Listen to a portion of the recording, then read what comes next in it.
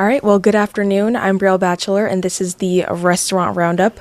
Today, I have a more special segment than before because I don't typically cover food trucks. I've only covered a food truck once before, so I'm so excited about this segment. And so today, I have the owner of the Crave Hot Dogs and Barbecue food truck over in Leesburg, and her name is Jalen. So first and foremost, congratulations on receiving a perfect score of 100 on your food service inspection.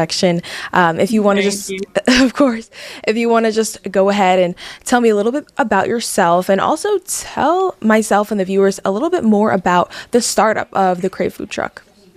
Sure. Husband's name's Omar, and we own the Crave food truck.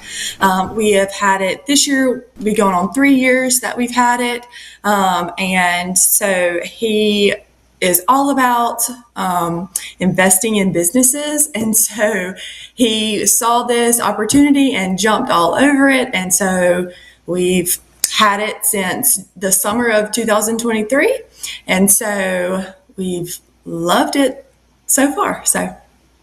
What does it mean to you to earn 100? And what do you think the inspectors saw that made that difference between, other establishments that might not have gotten that 100?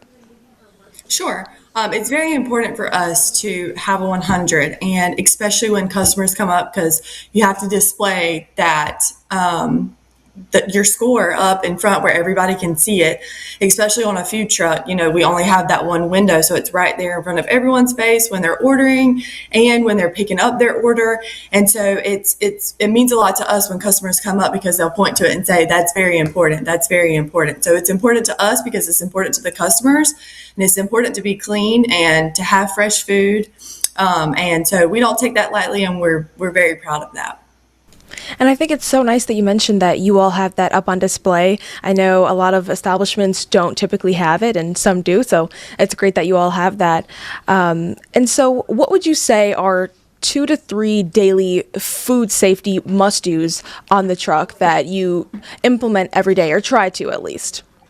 Sure. So we don't open every day. We used to, but we don't anymore. So we do events only. So if people call us and say, "Hey, we need you at this location," we go. So we make sure that obviously our food is fresh. We make sure that our refrigerators and freezers are at the correct temperatures that they should be. We're monitoring our food, throwing away food that we don't use, and just making sure things are clean, mopped, wiped down at the end of the day.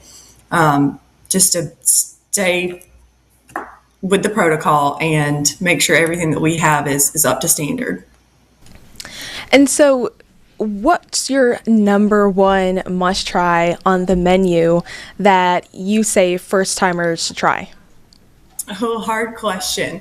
So it just depends on your preference. I am typically not a hot dog gal, but having a hot dog truck, these hot dogs are 100% delicious. And so I do have one every time I work, just about.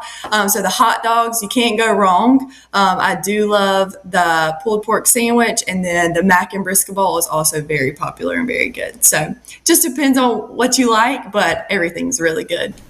And I know that you all also serve a different variety of French fries. So if you want to just tell me a little bit about that and certain variations you have.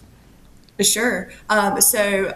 We have just the regular baked fries. If you want just a side of plain regular fries, they're good by themselves. But we also have chili cheese fries. They're delicious. You can add the jalapenos on there if you want to. We also have loaded fries, which have pulled pork or pulled chicken or brisket if you want brisket, with tomatoes, onions, jalapenos, cheese, barbecue sauce, all the fixings, super good. And then we could also do like bacon cheddar ranch fries too if you want those. And so just getting back into the business side of things, what does being a business owner or a boss mean to you? And I was going to ask if you have a team, but as you mentioned, you and your husband work alongside one another, right? Correct. Yes. So we work each other. When we first started, a couple of my family members did help us out, and it was a little difficult, trying to be a boss to your family members. It's much easier when it's somebody you're not related to, but if we can just tag team it and handle it ourselves, we do, just especially with us just being open for events. But eventually, I hope to get to where we could be open again every day and have a team, because I think it's important to have a team that you support, but that also support you. So when we get to that moment, I think it'd be a great thing. And I know that you mentioned that you all are only open for events at this moment. Now, how would you say the food service safety differs when it comes to being open for events or just being open, on a day-to-day? I'm sure with events, it might get more hectic because I'm sure there might be, more food to prepare compared to like a regular day where people are just passing by. But how do you all prioritize that food safety for large events? Sure. So when we were open every day, it was a little harder because we had a lot more food waste that we were having to throw away. But since we're just open for events, we're able to kind of gauge how much food we can prepare and use, and it really cuts down on the amount of food waste. So we keep everything in the fridge or in the freezer. We take it out, with enough hours for it to thaw and make sure everything stays fresh. We have, we go and buy the fresh tomatoes, the fresh onions, the fresh produce that we need per event, so that everything is fresh and everything's up to standard and everything is the best it can be. Exactly. That's so important.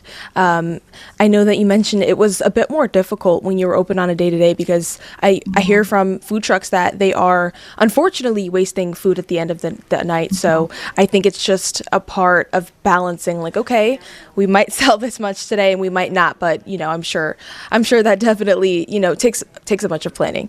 So I commend you and your husband for that. So I know, like you said, at this moment, you aren't open on a daily basis. What does 2026 look like for you? What do you hope that might change about that? Or do you have any new menu items that you might be bringing in? So for 2026, potentially maybe for the summer we could open daily. We've toyed around with it a little bit. So we will make a post if we do decide to do that. But events are really hot in the summer and through the fall. So it may just be where we are just at those events and we can post. And if people want to come out to those events and try the food, that'd be great. We are at a lot of local and community events that are free. So people are more than welcome to come out and try the food then. So we're hopeful. No new menu items as of right now, but if there is, we will be sure to post that and advertise that and get the word out for that for sure. And for individuals to keep up to date and stay in touch with you all on the happenings, how do you suggest that they find you? I'm sure you have a social media page, so do you want to just say where our viewers can find you? Sure. So we do have a Facebook page. It is called Crave Food Truck, Leesburg, Georgia. And if they just search that and follow us, they can find all things that we post. So. All right. Well, thank you so much, Jalen, for joining. And I'm hoping our viewers are able to find you on social media and keep up to date with yourself and also what's to come in the future for the Crave Food Truck. Thank you. All right. Thank you so much. Have a great day. You too.